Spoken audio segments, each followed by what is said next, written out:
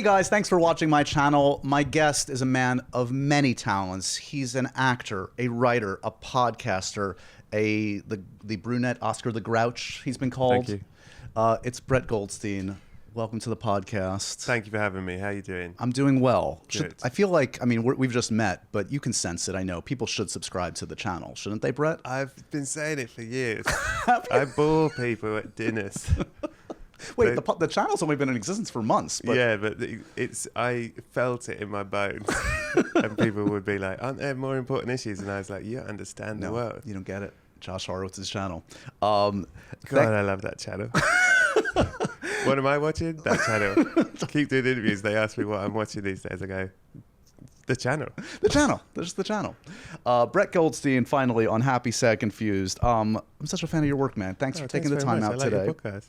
So, thank you. So, we're going to talk about a great many things. The podcast, Ted Lasso, Shrinking is the new series. Yeah. Which I know you must have a lot of pride in. Talk to me first. You are a big movie buff. Yeah. I know from the podcast. Oscar nominations are out today. Yes. Are you railing against the machine? Are you incensed? Are you happy? Are your favorites acknowledged? Where are you at? About to reveal that I don't know what they are. No, because I haven't had a second to look. Are you going to spoil it for me? I'll save it like football scores. Like I'm like, don't tell me the score. I won't tell you if you don't want to know. No, who is After Sun in it? Paul made it. Paul Mescal got Best Actor. Fantastic. That is the representation. Did the director? No, Charlotte did not. Disgusting. What about the film? What an emotional roller coaster. What about the film? No. Disgusting. How about Everything Everywhere All at Once? Ton. 11. Most nominations. Fantastic. Okay. I'm happy with that. Okay. What about Banshees of Inisherin? A ton. All Great. the actors. Those are my three. Okay. I'm happy. There you go. Yeah, it's about a Tar? Tar. Fucking Tar's my love movie. Tar. I forgot that is this year. I love Tar. Tar and Top Gun, the two T's. Top Gun, is that in it? Yeah. Amazing. No All right, Tom this Cruise, is though. pretty good. Okay, we're good. Okay, so now that you're in a good mood, Whew, thank God. my sense of you is you're a man that doesn't do well with downtime. That you need to be overloaded to acknowledge that yes, you're still living, you're still working. Yes. Has that always been the case, or is this a recent phenomenon since you've elevated You know what to I this was new thinking level? about when I was at school, like really young, somewhere we were taught about. I was thinking about how I was kind of taught that work was a bad thing or like a punishment, and I think it was because I was taught about the story of Adam and Eve, and it was like, I mean, listen, I'm not saying this is true, but this was a story I was taught that it was like Eve's fault because she ate the apple, and then because of that we all have to work. That was the story. So it was like work was this punishment, and I think I always thought, oh God, work sounds like a horrible thing, and then I realized, oh, I just have to spend my life doing everything I can to never have a real job. So I work all the time, but it's not what I would call work. Right. You have a lot of silly jobs that ridiculous, most people would stupid, think are like embarrassing. not real jobs. Yeah, not real jobs. But it does seem like, look, for us stupid Americans, for a lot of stupid Americans, you seem to be the overnight success story at like in your late 30s or 40s, Sure. which is not the case as any person that has looks at your Wikipedia entry can tell. Yeah. But is there a sense like in the last few years, like this is the time, like I got to just grab everything and make the most of all these opportunities? For sure, because I never thought this would happen. I was, as you say, I've been working for 20 years at a level that no one saw. But enough to pay the bills, and I was working. Which is top 2 percentile of actors, and as you well know. I was happy because I like the work that isn't real work. And then, Ted Lasso happened, which none of us expected anyone to watch. And it's been this amazing, once in a lifetime, 1 in a million, like winning the lottery, like insane. But it meant that, I guess, a little window opens, and then people that had no idea who you are suddenly are maybe interested in these projects you've been working on for a long time and stuff like that. I don't know how long that window's open. So I think you think, fuck, I better do it. Make the most of that bloody window. Right. I wish someone would tell me. Because then you'd be like, okay, I can relax. You've got like an 8-year window, a 3-year window or something. It's like, you got 1 month, mate. Make the most of it. Go. But I do find, look, not to like, this may not be good news for you, because many of the actors and filmmakers I've talked to that have like decades of high level work under their belt, it never goes away. Never goes away. Look, I always think, but that's, I guess, I think about Spielberg, and Yeah. you go, you don't need to do any more, mate. You can coast, man. You can just do. Have a nap. Have a nap, You son. can do ET5 and Yeah. just like. And I guess that's when you know, like, he's a real. I don't like. Always nervous is the word artist, but let's say it. He's a real. You know, he doesn't need the money. No. He doesn't need the accolades, but he clearly likes telling his stories. And Yeah. you know, Ridley Scott is 400 and makes 3 films a year. Like, chill out. And like the hardest movies on the planet to make. Yeah. I'll just bang out a war movie in 3 months. Yeah. Like, but I get it. I very much relate to that, and I don't see it because anytime I go, I do too much, 100%, and I'd say once a week, maybe 1 in 7 days. I think to myself, oh, this is slightly too much. I'm slightly overwhelmed with all the things, but only 1 day a week, and then it passes. And whenever I've had a night off, I'm in despair. I'm like, fuck. Yeah. No, I get it. You know, There's always someone new. They're gonna. oh no, it's not that. It's just that I go, I don't know what to do if I'm not Right. Making stuff. Or, Well, we're probably watching stuff. yeah, I'm watching films. So that's the. But even that's sort of, I've made that You main have. work. Can we talk about films to be buried with? Yeah, we can. I love the podcast, man. Thanks, man. And it feels like this podcast unites. Correct me if I'm wrong. Your 2 favorite loves, which are film and a preoccupation with death. This is Yeah. You're not wrong. And you know, and I'm interested in people's lives, and I think what the podcast did by accident that I didn't necessarily know it would is it ends up being quite a good way to talk to people about their lives, because Yes. by talking about films, you're really talking about them, like as in what film scares you the most is really what scares you, Yeah. you know, and what makes you cry, and you know, it ends up being. I've had so many conversations with people where you're like, wow, we really got somewhere. It was really interesting, like beyond. Yeah, I like that film. You know, it's a smart way in. Look, I mean, like when my dad passed away a couple years ago, sorry. No, I appreciate that, but like I had my brother on, and we talked wow. about the movies that we watched with our dad. Oh, man. And that's Yeah. kind of everything. You can look at your life through Yeah. these 5 movies, and that's For kind of what you're sure. doing week after week. Yeah. So, what is the most telling question you found? Like the question you feel like unlocks a lot of your guests. I think it's those 2 probably. Well, the three big ones for me are the ones. It's what scared you the most, what made you cry the most, and the experience you had at the cinema that will always be special to you, regardless of the film. Yeah. Those 3 will get you something. Are the guests always aware that you're going to drop the bombshell that they're dead?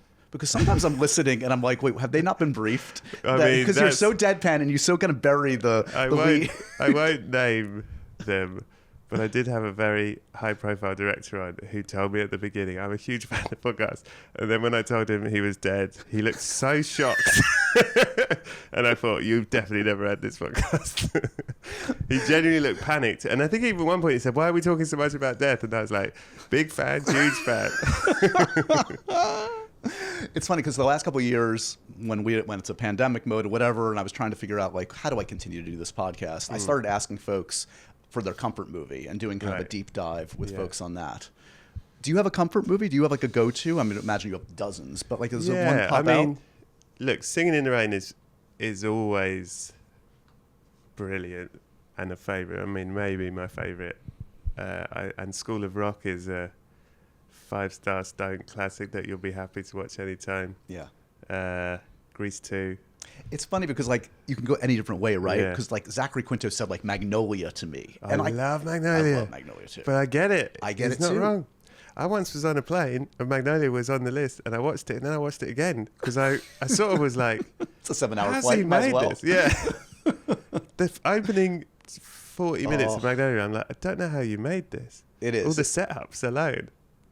Yeah, you know That's how the what sausage is stresses made. me You're out. like, guys, just so you know, this is really hard. Yeah, so hard. I love that film. That's one of my top 10. So when is Harrison Ford coming on the show? Have you made the ask? Someone asked me this the other day, you're going to get him on the podcast. And the truth is, asking him to be in this show was such a ridiculous thing. And then he said yes, that I'm scared to ask him anything else because I don't want to push my luck. I have no follow-ups, Mr. Ford. Yeah. I'm like, I don't ever want to ask him for anything again. He said yes to the show. I don't want him to regret it. The show is Shrinking. It's on Apple Yes. TV Plus. I very much have enjoyed it. I've watched the first 4. Right. This is from you, Bill Lawrence. And Jason yes, Segel? Jason Segel, fantastic. And somehow, some incriminating photos, whatever happened, you got Harrison Ford. Really amazing. So what is what kind of day is that when you find out Harrison Ford is in? Because he's never done TV. Never done TV. And he is so good in this show. And it really good, reminds isn't me of like, oh yeah, in addition to being like the leading man of my youth, Yeah. he has the comic timing of just like top percentile, one of the best. 100%. I think, and we've all said this on set, in person, everyone, is that we offered it to Harrison Ford almost like a joke, like let's waste a week Right. while we try and get Harrison Ford, and he says no, and then we'll move on to the realistic, Right. getting on with our lives. And when he said yes, it was very quick as well. Like it was almost too easy, and he was so lovely, and he was so interested in. He loved the scripts and he loved the character, and there was a lot he related to in it, and he wanted to, he's a real actor. He not a star. Like he wasn't interested in. There's a thing in the Mike Nichols biography where he talks about Working Go, and he says Harrison Ford said to him, "Just tell me how to serve the story," and I'm like, that's him. That is like he's there to make the thing work, not to get the most shots or and so he was so lovely, so brilliant, but having a year or however many months later, 8 months, 9 months later, don't think there's a single person, cast, crew or writers who aren't still like, fucking hell, it's Harrison Ford. That happened, yeah. Despite how he is just normal and lovely, but we're all still like, bloody hell. Sure. No, but it's funny you say that. Yeah. Now I'm going back in my mind of all the interviews I've seen with him over the years, and you're right. He always talks about like, and we all know like, yes, he was a carpenter, and like how he can be of service to a crew, and how he helps out the crew, and just it's like astonishing. He's part of the ensemble. Like it's Jason Segel as the lead in an ensemble, and he is part of the ensemble.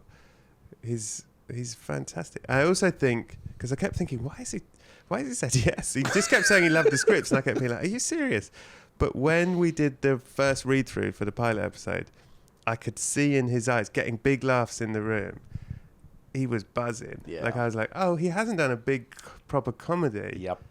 And I think he's really excited to show how funny he is. So let's talk a little the concept of the show. So these are Jason Segel and many of the characters, the actors rather, are play therapists, and Jason Segel has suffered a horrific loss, and is kind of trying to come out on the other side of this loss in his life. Did you and Bill like workshop this? Like how does this, like, what's the elevator pitch on this, and who has it and who comes to who? Like how did this develop in the first place? Weirdly, it was something we sort of both had separately. The idea, my version of it was much darker, much darker, and his version was possibly lighter. Oh, okay. And we would talk because we'd done a pilot together before Ted Lasso, right? And he, like my writing, wanted to do something with me, and he said, what are you working on? And I told him this idea I had, and he said, I've been working on a similar thing, blah blah. And we talked about it. We were like, well, if we put these together, that's probably the right tone for this show. And that's that was it. And I think in terms of, you've probably heard me say this on a podcast, but I hate, the only thing I don't like in films are films where the message is, what's the fucking point? Right. Everything's awful. Right. There's no point. Because I go, I think that anyway, like, give me some. I don't need that reinforced. Give me something, so I think, and I also think it's a bad observation of life if it doesn't have any humor in it. Yeah. That's not how people are. People laugh at funerals. Yeah. People laugh on deathbeds. People find jokes on things. Like, it's how we get by. And so I think making a comedy about grief and trauma is interesting and not unrealistic. Is, without prying too much into your personal life, is therapy something that you generally think is useful? Like, yes, you can ask. I'm a huge fan of therapy. I think if you have access to it, everyone should. Yeah. I wish and hope everyone does, because I think it's essential, and it's definitely saved me and been very, very good for me, and I think that's true of everyone involved in shrinking. Yeah. Certainly, Someone said, one of the writers said about the writer's room, she said she was talking to a friend of hers and they were complaining about their writer's room on the show and everyone wasn't getting on, and she said, oh, our writer's room's amazing because everyone's therapized. Like, it's just a really good group of people who at least understand how to talk about their feelings and process stuff. And well, the good thing about you is you're fixed. You're perfect now. I'm absolutely fine, as you can tell by my insane workaholism and terror of being in the quiet for a second. Absolutely, I'm cured. Me and Spielberg, absolutely fine. Exactly. It's a good group. I'm not going to obsess over Harrison for the rest of the conversation, but one other aspect that I did find really interesting is he plays a man with Parkinson's. Yes. Now, correct me if I'm wrong, and I can cut this if you want, but your dad has? He does, yes. Yeah. He does. My dad had Parkinson's for many, many years, so I'm sorry as well. It's a tough one. So that's a big part of the Paul character is, and weirdly, it's in a way it's like a nice thing for my dad because I get to sort of say to him, oh, by the way, Harrison Ford's playing you. You know what I mean? Like that's amazing. That's not a bad treat. Yeah.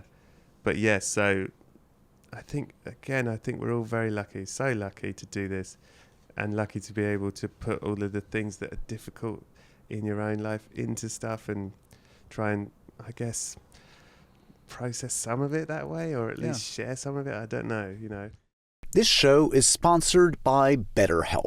I don't know about you guys, but when I feel at my best, that's when I can really achieve and accomplish great things. I know life can be hard. Sometimes I feel bogged down. I feel overwhelmed. I feel like I'm not showing up in the way that I really want to for work and for friends and for family. And that's where something like BetterHelp can help, because working with a therapist can help get you closer to the best version of you. Because when you feel empowered, you're more prepared to take on everything life throws at you. And I know it can be overwhelming at times, and it's not a bad thing to get some help. So if you're thinking of giving therapy a try, BetterHelp is a great option. It's convenient, it's flexible, it's affordable, and it's entirely online. You just have to fill out a brief questionnaire to get matched with a licensed therapist. You can switch therapists at any time for no additional charge. It's all there right for you right now. Help is available. If you want to live a more empowered life, therapy can get you there. Visit betterhelp.com/HSC today to get 10% off your first month. That's BetterHelp, HELP.com/HSC. Let's go back a little bit into the origin story around Ted Lasso, which is legendary by now. But for those that don't know, you did collaborate with Bill prior to the show. You came on board as a writer. Yes. So at what point in the writer's room are you eyeing Roy and kind of writing in your notebook like, Just growl. Exactly. Episode 5, I think there's a scene with Keely in the car park where he scares her by mistake and then apologizes, and I don't know why, but I was like, oh, I get it. I just knew no one was thinking of me for it, right? And I didn't want to be a dickhead, and I didn't want to embarrass anyone, or I knew how awkward it would be if I said at any point, I think I could play Roy. So I left it till the end of the writer's room, and on the last day I sent a self-tape that I'd done, and I said, if this is embarrassing, pretend you never got it, and I will never ask if you got it, but if you like it, I think I could do Roy. So if they had taken you up on that, on the reverse, I never said anything. I guess it was like, I mean, I sort of had nothing to lose. The only thing I had to lose in hindsight was they might not ask me back for season 2 writer's room because it's too awkward to ever look me in the eye again. Right. Which was a big risk. But if you're watching that show now in season 3 and Tom Hardy is playing Roy, furious. Well, I don't know. I'm used to rejection as an actor. I do, as hard as it is. Also, having been on the other side of it, as someone who's cast people as well, there's that whole. You must have seen Bryan Cranston talk about it, but it's very true that you show your interpretation of this character, and then you have to leave, because your interpretation might be brilliant, but it might not be right for this. It might not fit. I know you do your best, and then it's a lottery, right? And so I don't know, but Roy was different. That is a kind of lie, because I'm normally like that, but with Roy it was different. I did really felt very strong calling to it. Was getting even the writing gig on that show a big deal at the time? Again, you've been working solidly, but like you hadn't necessarily cracked into the American US market. And was that a goal, or was that an aspiration, or was it? No, I've never had a plan. I've realised I've never had a 5-year plan, 2-year, 1-year plan. Right. Because I've always been like, well, you just keep making stuff and things take you in certain directions. So I never had I always loved American stuff. Everything I was watching was American, and most of my favourite films were American. So it was like, I guess subconsciously I'd have always wanted to do that. Plus having worked so long in British TV where there's no money at all and I don't mean to get paid. What I mean is in terms of like production. To make the stuff. Yeah, you want to go like, can we get a bottle of milk for this scene? They're like, wow. I don't know. Hey, okay, buddy, thanks. Yeah. But yeah, so. And then one thing I heard you talk about, which really I found amusing and interesting, and it kind of keys into another conversation I had recently, was there was this gap where like you make the show, and then you're sitting around for like a year. Yeah. And I had this conversation with speaking of Everything Everywhere, Ki Huy Kwan, who like made that film and then waited forever. Oh wow. And he was like wondering if he was any good, if it was going to change anything, and like living in this this limbo. For you, had you moved on, or had you kind of like made your peace with whatever it was going to be? I forget, because I have it now with Shrinking, I forget that it's such a weird thing that you make a thing and you kind of make the thing in private, particularly with Ted Lasso. We're quite removed from everyone and everywhere. We were in this little bubble. We made this show. It felt magical. We all did this thing together. But I genuinely thought no one would watch it. So it was almost like this was for us. Yeah. Like we got to experience this, but no one's ever going to see it. And thank you for a lovely time. And then it's suddenly going to come out and you realize, oh God, it's so exposing and vulnerable and scary. And like the whole world is going to, or no one, or however it's going to work. You're suddenly your thing that's been private is suddenly out of your hands. Your baby is gone. Yeah. And people will tell your baby shit or whatever, and you're like, that's my baby. So that bit is really, it's quite shocking. Every time it happens, it's shocking because you forget, we have to go through that bit where you have to let go of the baby. And how quickly did it feel like it turned? Because like my recollection from the outside looking in was, it wasn't like Top Gun Avatar. Like it was like the world suddenly fell. It was a slow burn that first season. Slow, yeah. That's why I think the Ted Lasso thing is, I don't know what it tells us about this business or anything. What it tells you is no one fucking knows anything, because Ted Lasso was a genuine word of mouth, slow build hit, which is not a thing that happens much. And yeah, it came out, it was very quiet. I'd say we didn't hear much, Then we made season 2. And season 2 was in lockdown. And then when we came to New York, where we are now, to do the premiere or something for season 2, me and Hannah Waddingham went for a walk and we were mobbed, and I was like, oh, this world has changed, everything has changed. And how do people expect to see Roy? Like, do they, like, when your gentle voice comes out of that body, are they like, wait, what happened? Yeah. I mean, I don't know. I still haven't worked out if it would be better if I just told everyone to fuck off. I don't know. I mean, it's a good out to have when you're associated with an asshole kind of guy. Yeah. I might have to cultivate that a bit more. Yeah, I mean, you could always tell somebody to fuck off and be like, hey, I was just doing a bit. Yeah. Being in character, what? Yeah, I forget to change my voice and they're like, bro, it was really rude. Really rude. Do people ask you to go into The Voice? I've had people ask me to tell them to fuck off. Do you oblige? I go, well, that's not hard. I was just trying to take a walk. Are there strange offers to officiate weddings, bar mitzvahs in character? No, I've not had that. Or maybe I have and it hasn't got to me. Yeah. And if anyone's listening, please don't send those offers.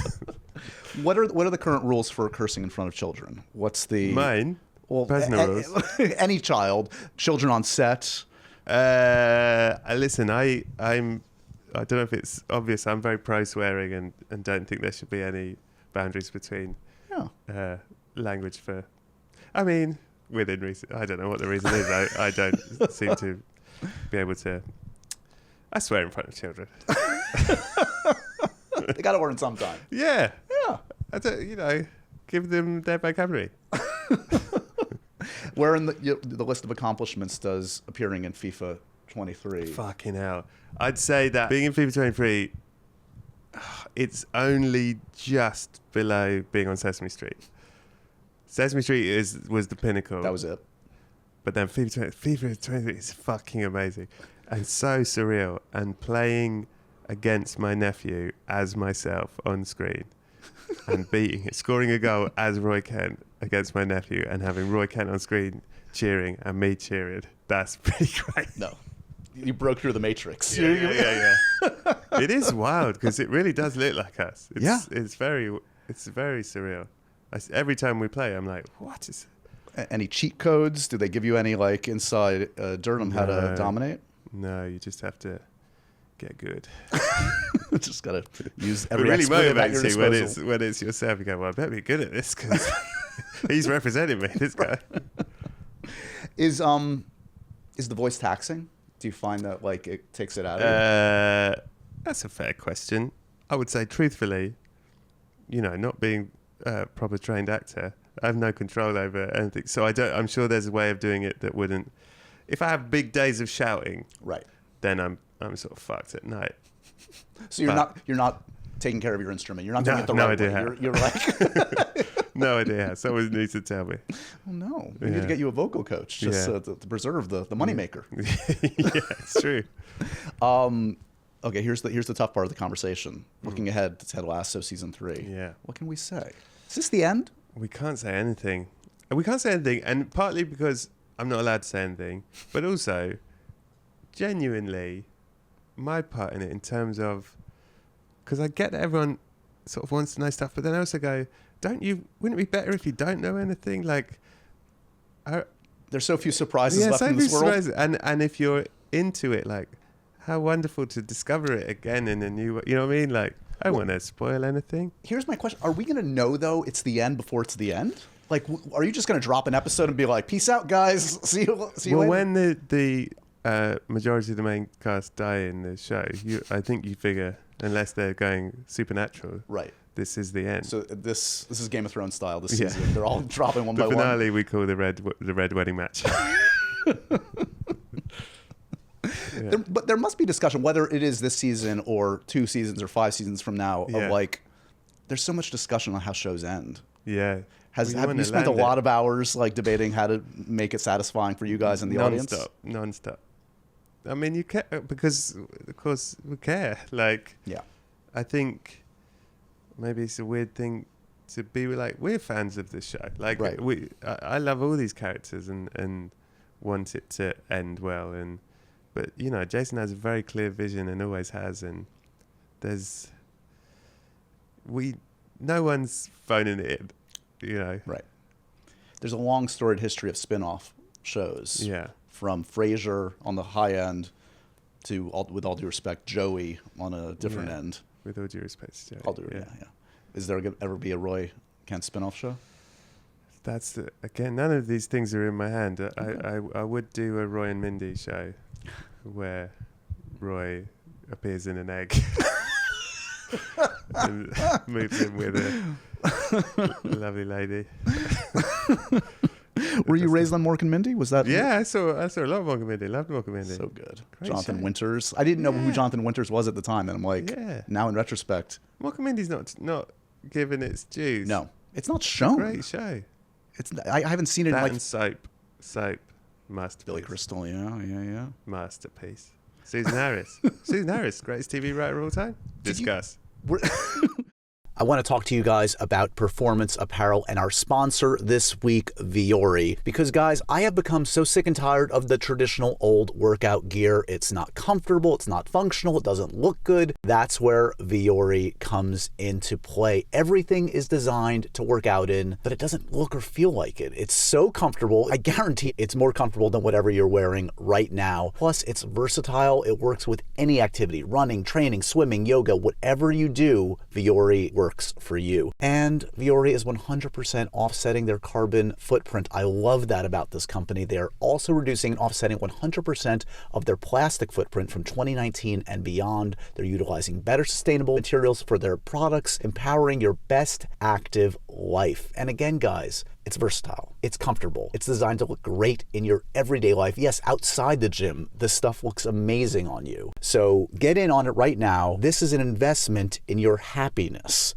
For our listeners, Vuori is offering 20% off your first purchase. That's right. Get yourself some of the most comfortable and versatile clothing on the planet at vuori.com/HSC. That's VUORI.com/HSC. Not only will you receive 20% off your first purchase, but enjoy free shipping on any U.S. orders over $75 and free returns. Go to vuori.com/HSC and discover the versatility of Vuori Clothing.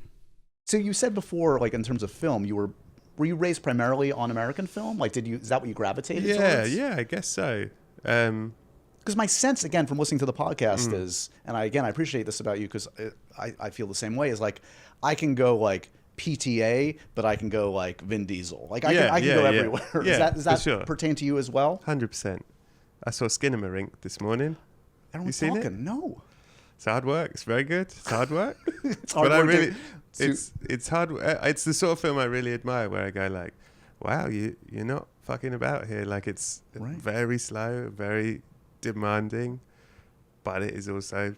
I've never seen anything like it, and I will always respect that.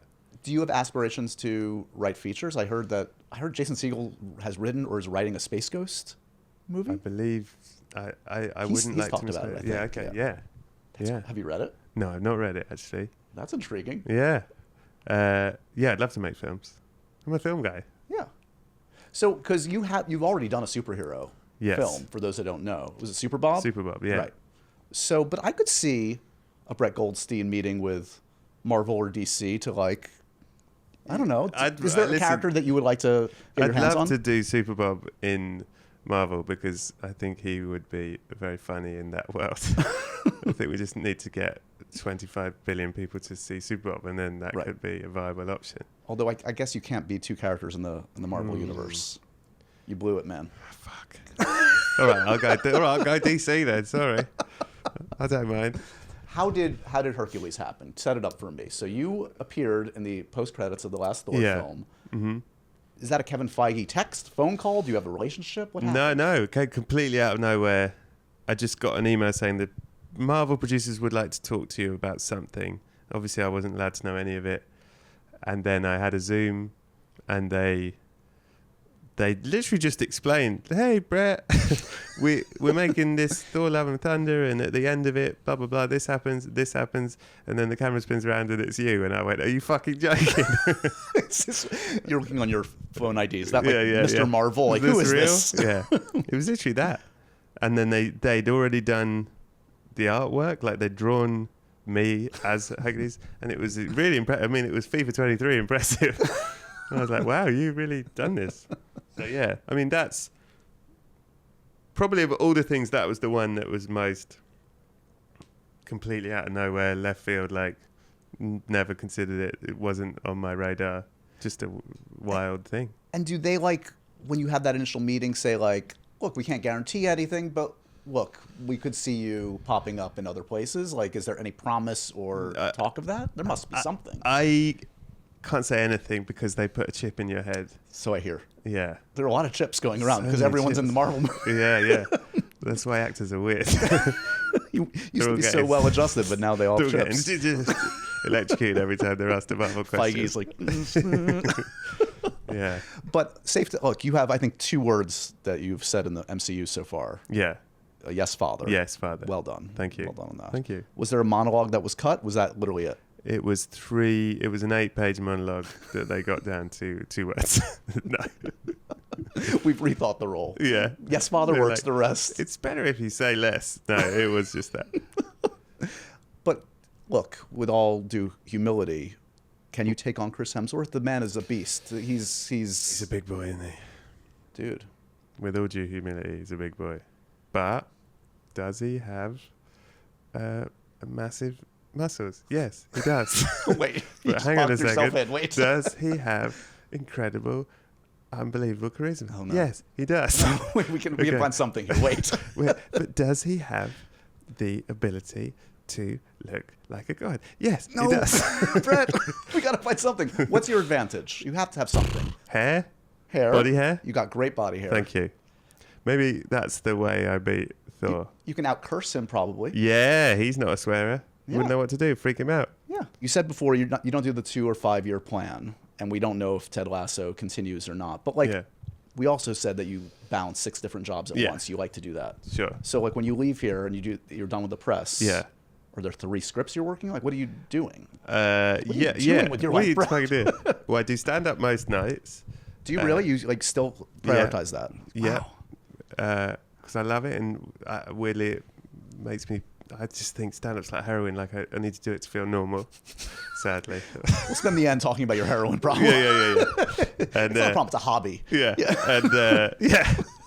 It's you got to give yourself one treat. It's Don't deny him his heroin, guys. does Chris Hemsworth have heroin? No, that's how I beat him.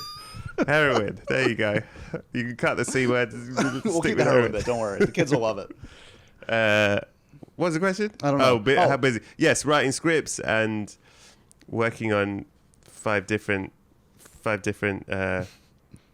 things and ideas and TV shows and films, and trying to also use this window to help other people get some stuff made that I think are brilliant that haven't had the opportunity. You know, that's the other thing too. Yeah. That is a nice part of it, is being able to kind of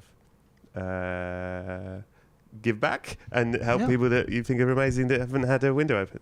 And for something like Shrinking, were you on set at all? Did I read correctly? You actually? No, I was in. That's crazy. I was in London making Ted Lasso. So, what was sort of a great thing about Shrinking for me is I was on Zoom at night with it, and I would see all the rushes when I got home.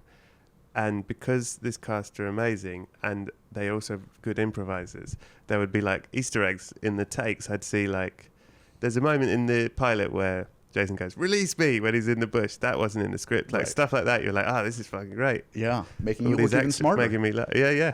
I'm like, I shouldn't have said that. I wrote that. No, that was him actually. The first rule of Hollywood: take all the credit. Yeah. Do you feel like? I mean, does the experience on Ted Lasso make you a better everything, better writer, better producer, better collaborator? For sure. I think, look, your man Jason Sudeikis is really a very clever man. He's a smart man. He's a very clever man, and he's very, very good. And I've certainly learned so much from being there and from watching him. And I keep using this word, and I don't know if it's an actual word, but intentionality. Is it a word? That sounds real. Sure. Sounds like I was it an could English be. major. Let's go with it. Yeah, that thing of, which I think is something kind of instinctual, but it's worth checking whenever you're making a decision with a joke, with a move, with a story beat, any of it. That I agree with Jason. I think he thinks this, that funny's easy. If you're funny people, funny's easy. The decision is, why are you putting this joke in? Like, what's it for? Right.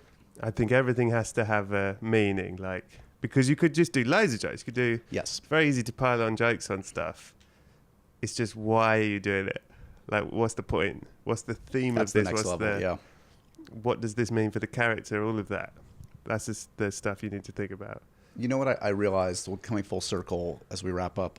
So you've given many actors great roles in this, but speaking of our Harrison Ford obsession, potentially he is now your biggest competition.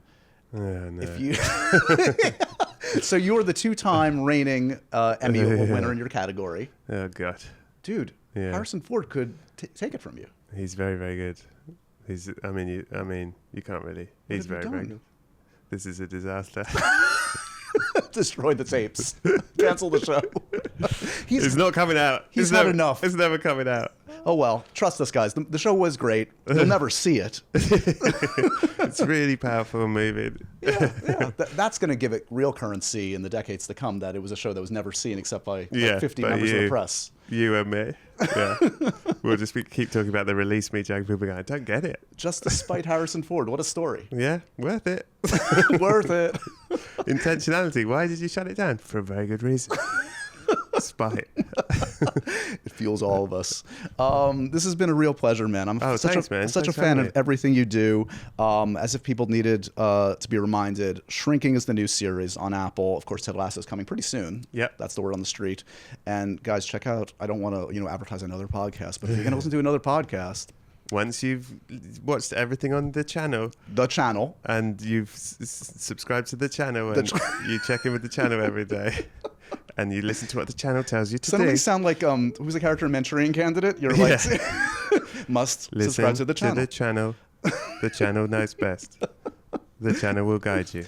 The channel will not hurt you. The channel is good. The channel is pure. Anyway, do that, and then check out Films to Be Buried With. Films to Be Buried With. Brett, thanks for the time, man. Thanks for having me. I appreciate it.